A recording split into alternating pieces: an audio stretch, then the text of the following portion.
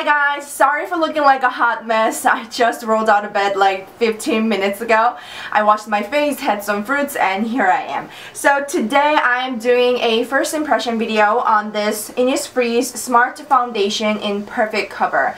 I'm so excited to try this foundation because one, I've heard so many good things about it, and two, I am just so digging the packaging. Not because there's anything special about it, but it's just, you know, it's just a simple plain tube type foundation, but it's like so small compared to my hand. It's like it only contains 15 mils of the product, so you might be confused that it's a travel sized product, but no, this is the full size. It's really small, therefore very cheap. It's 5,500 Korean won, so depending on your currency rate, it'll be anywhere between $4 to $5. So that's a really good price for a single foundation, I think. They have 3 different color selections, and mine is the one in the middle, number 21 Natural Beige. It has SPF 33 and PA+++, and on the box it says this is a high coverage foundation formulated to perfectly conceal imperfections while leaving your skin with a dewy finish. I love that it's a perfect cover and dewy finish. So let's try it. Before I dive in, I'm going to prime my face with these 2 primers. I use this Chanel's Le Blanc for the sunscreening, and I use this Bourjois Happy Light Base Serum for the actual priming.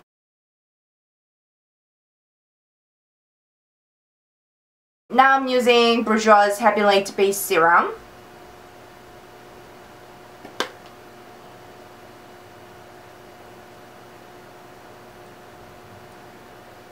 Now I'm gonna jump in. So when you unscrew the top, you have this pointy little, you know, squeezing opening. I love when things have this pointy opening because that way the content doesn't get the too much of the oxygen exposure, and also I love to squeeze it directly on my face like this. So this is just my kind of thing.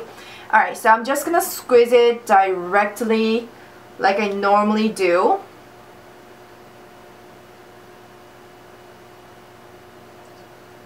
Let me just squeeze a little on the cheeks.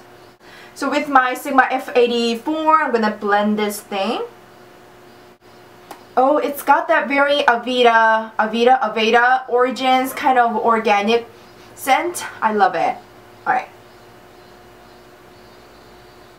I feel like it's definitely medium to heavy coverage.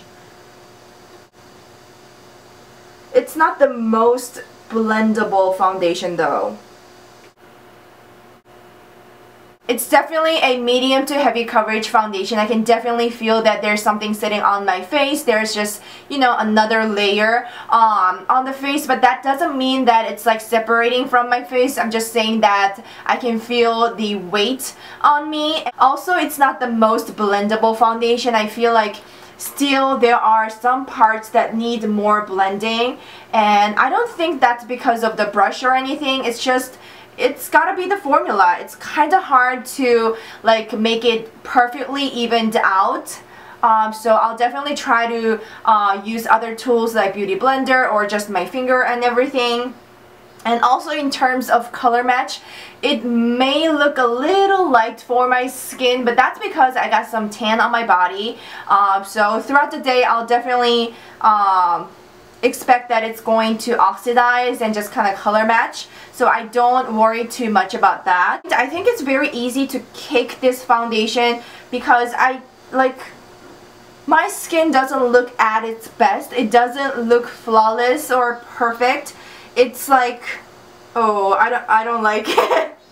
It looks like it needs more blending, but I'm telling you guys, I blended the heck out of it with this brush, and it doesn't look flawless or perfect or anything. It's just like, I don't know, it kind of still looks a bit patchy, and some parts like around here and like, yeah, on the back of my cheekbones, it doesn't look pretty at all. So I'm gonna give it a little more time, say about like 2 to 3 minutes. Powdered up and gave it about 3 minutes, and I do not like it. Some of my lines here, they are cracked and they stand out, and my cheekbone areas, they are patchy.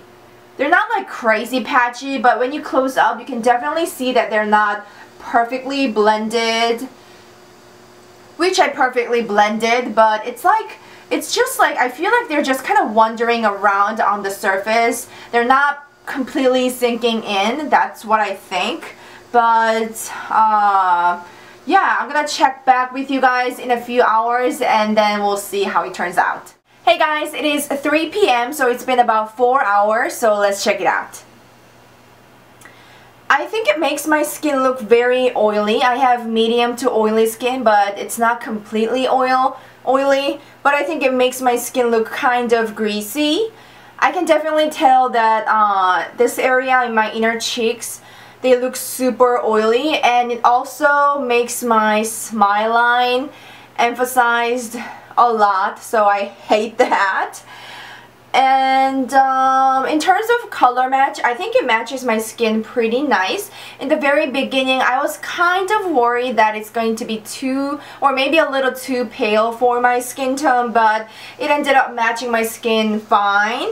And well, other areas are looking okay, but I think my face look a bit dull. They don't look fresh at all. Maybe that's because of the bronzer, but overall I think I don't love it. But I'm gonna give it another couple of hours, so I'll see you soon. Guys, it is 10:45 p.m. so it's been about 11 hours. I left it too long. My face is literally itching so bad. I cannot wait to take off my makeup. So, you know what? I do not like this foundation at all. Like, talk about oil slick, because that's what I'm having right now, right here. It's so greasy and so oily looking. And the foundation on my nose area has definitely rubbed off, and like, it's so greasy. Oh my gosh.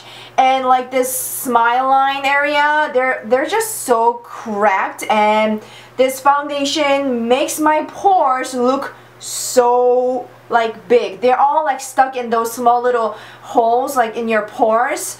It's all like so prominent.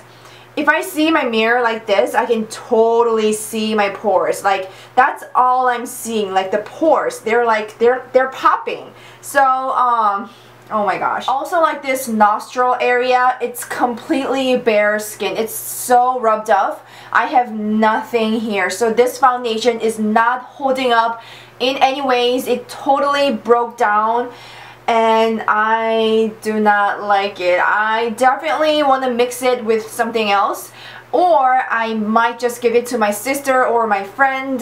This is just not for me. Again, my skin is combination to just about a little oily skin. So if you have dry skin and you're looking for just a casual like medium coverage foundation, then I would suggest trying, I don't know. But if you have medium to oily skin, girl, just don't, just stay away from it. I can only speak for my skin. I'm not saying that this is a horrible foundation.